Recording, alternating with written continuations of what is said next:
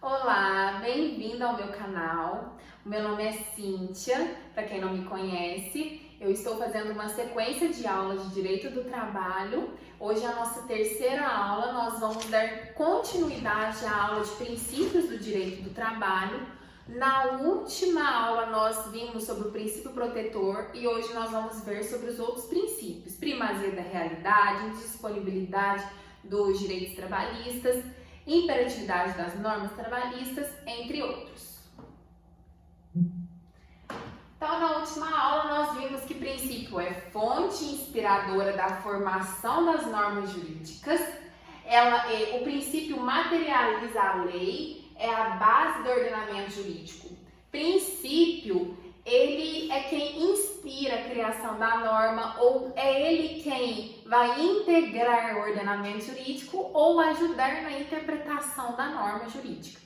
Por isso que ele possui três funções: interpretativa, que ajuda na interpretação da norma; integrativa, ele supre lacunas no ordenamento jurídico; e inspiradora, baseado em um princípio, eu crio uma norma. E nós vimos na última aula o princípio protetor, que se desdobra em três: indúbio pro mísero, norma mais favorável e condição mais benéfica. Todos esses assuntos detalhadamente estão na aula 2 do nosso canal. Se você não assistiu ainda, volte lá então para assistir, para dar sequência a essa aula de agora. Então, quais são os outros princípios do direito do trabalho além do princípio protetor? Nós temos o princípio da inalterabilidade contratual lesiva, o princípio da indisponibilidade dos direitos trabalhistas, o princípio da primazia da realidade sobre a forma, o princípio da continuidade da relação de emprego, princípio da irredutibilidade salarial e da intangibilidade salarial. O que é então o princípio da inalterabilidade contratual lesiva?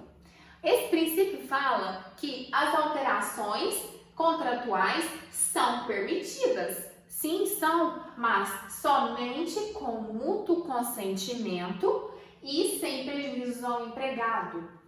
Este princípio não impede alterações contratuais trabalhistas. O empregador, ele pode alterar, pedir alguma alteração naquele contrato de trabalho. Exemplo, alteração de horário.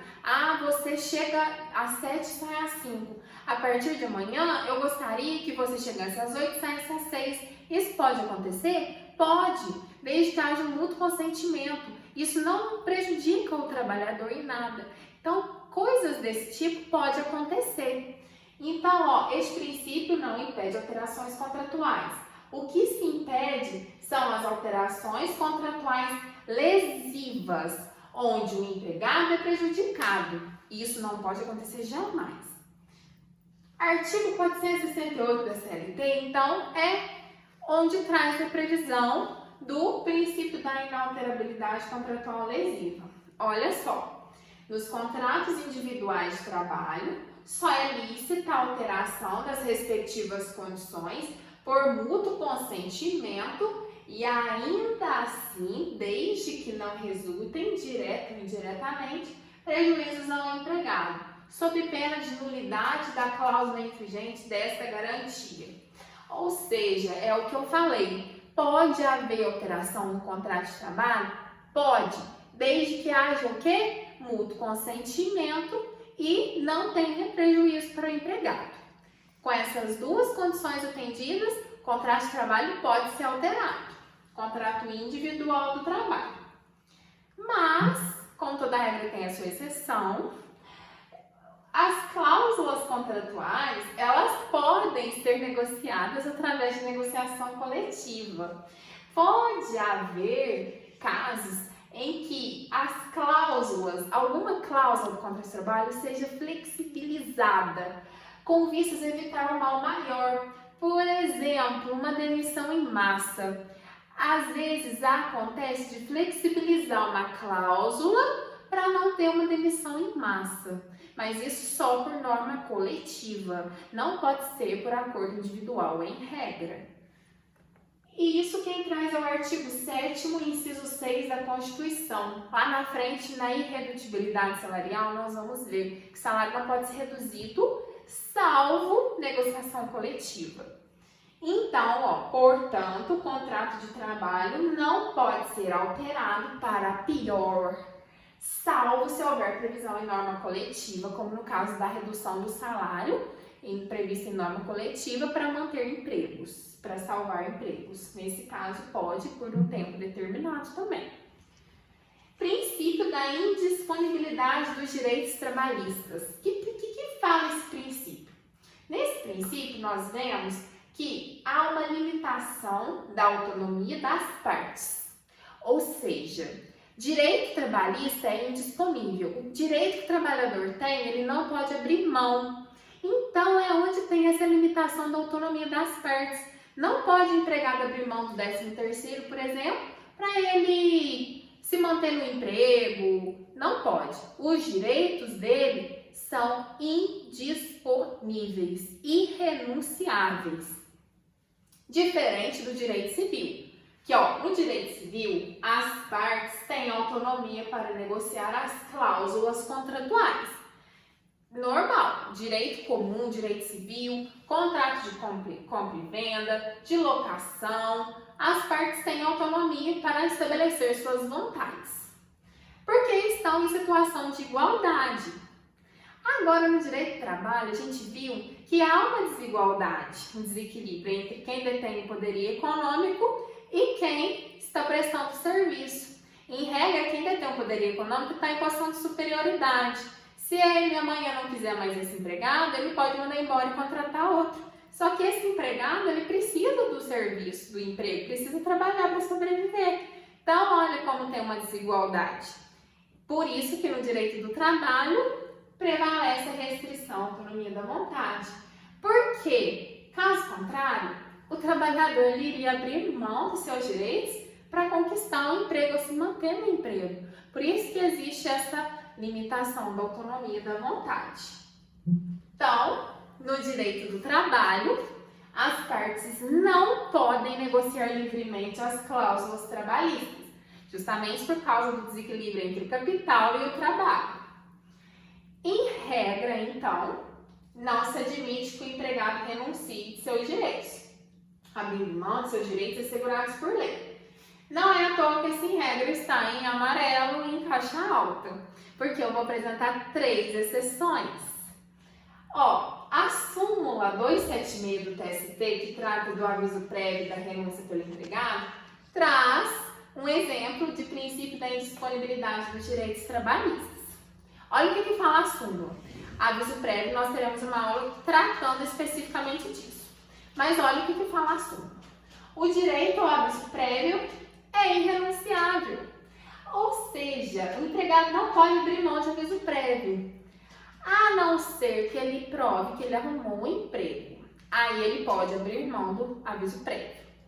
Então, olha o que fala. O pedido de dispensa de cumprimento não exime o empregador de pagar o respectivo valor do aviso, salvo a comprovação de haver o prestador de serviços, o empregado, obtido novo emprego.